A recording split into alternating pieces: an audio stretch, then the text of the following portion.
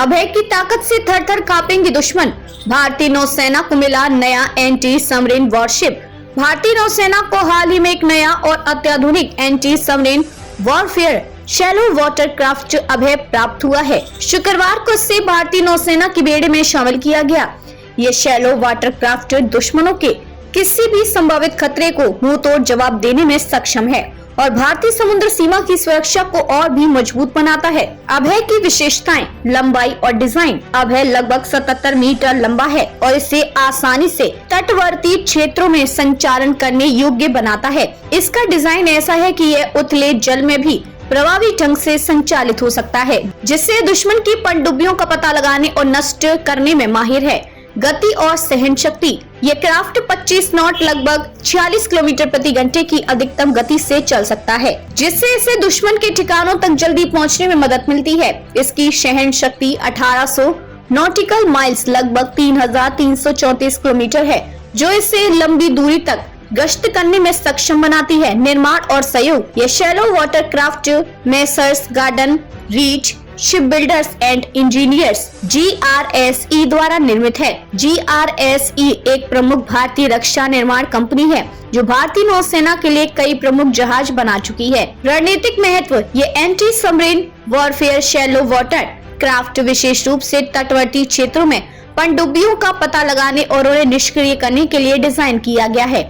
इसकी वजह से भारतीय नौसेना की तटीय क्षेत्र की सुरक्षा में बहुत बड़ी बढ़त मिलती है। भारतीय समुद्र में ये क्राफ्ट दुश्मनों के किसी भी संभावित हमले को रोकने में अहम भूमिका निभा सकता है और क्षेत्रीय सुरक्षा को भी मजबूत बनाता है। भारत की समुद्री शक्ति में वृद्धि। यह भारत का 7वां anti submarine shallow water craft है, जो देश की समुद्री शक्ति में महत्वपूर्ण वृद्धि दर्शाता है। इसके माध्यम से भारतीय नौसेना का समर्पण और आत्मनिर्भरता भी सिद्ध होती है। भारत 40,000 करोड़ की लागत से 2 नई परमाणु पनडुब्बियां बनाएगा, जो पनडुब्बियां 95% तक स्वदेशी होंगी, जो आत्मनिर्भर भारत का हिस्सा है। भारत सरकार ने हाल ही में भारतीय नौसेना के लिए एक बड़ा और महत्वपूर्ण कदम उठाया है। प्रधानमंत्री के नेतृत्व वाली कैबिनेट कमेटी ऑन सिक्योरिटी ने 40,000 करोड़ रुपए की लागत से 2 स्वदेशी परमाणु पनडुब्बियां बनाने के प्रोजेक्ट को मंजूरी दे दी है। यह प्रोजेक्ट भारतीय नौसेना की सामरिक क्षमता में बड़ा योगदान देगा और हिंद महासागर क्षेत्र में देश की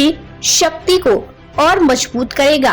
क्या है परमाणु पनडुब्बी परियोजना का उद्देश्य?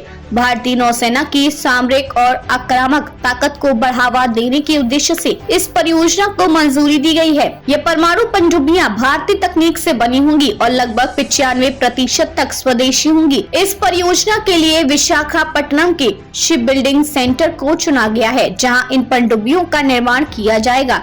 साथ ही इस प्रोजेक्ट में निजी क्षेत्र की प्रमुख कंपनियां जैसे कि लॉरेंस एंड ट्रूबो की भी भागीदारी हो सकती है, जो भारतीय नौसेना के लिए अत्याधुनिक तकनीक और निर्माण में सहयोग प्रदान करेंगी। पनडुब्बियों की खासियत। ये नई पनडुब्बियां अरिहंत क्लास से बिल्कुल अलग होंगी। इन्हें प्रोजेक्ट एडवांस टेक्नोलॉजी बेसल के लिए डिजाइन किया जाएगा, जो इन्हें और अधिक शक्तिशाली और अद्वितीय बनाएगा। वर्तमान में 2 पनडुब्बियां बनेंगी, लेकिन भविष्य में इसी प्रोजेक्ट के अंतर्गत 4 और पनडुब्बियां बनाई जा सकती हैं।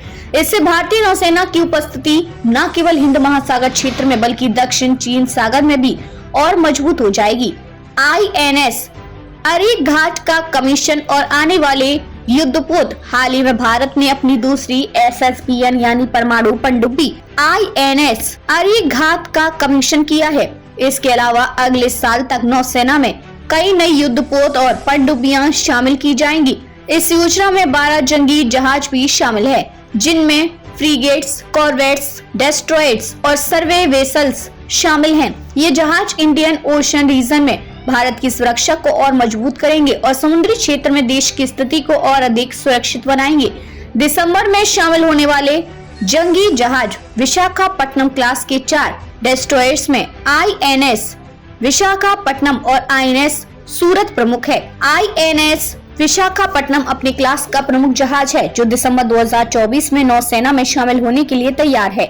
इसी प्रकार दिसंबर में INS सूरत भी नौसेना का हिस्सा बनेगा, जो इस क्लास का एक और उन्नत जहाज है। भविष्य की दिशा भारत की इस परियोजना से यह स्पष्ट होता है कि वह अपनी सुरक्षा और सामरिक ताकत को बढ़ाने के लिए गंभीरता से कदम उठा रहा है। देश के समुद्री क्षेत्र की सुरक्षा को ध्यान में रखते हुए ये परमाणु पनडुब्बियां और जंगी जहाज हिंद सागर और आसपास के क्षेत्रों में भारत की स्थिति को मजबूत करेंगे।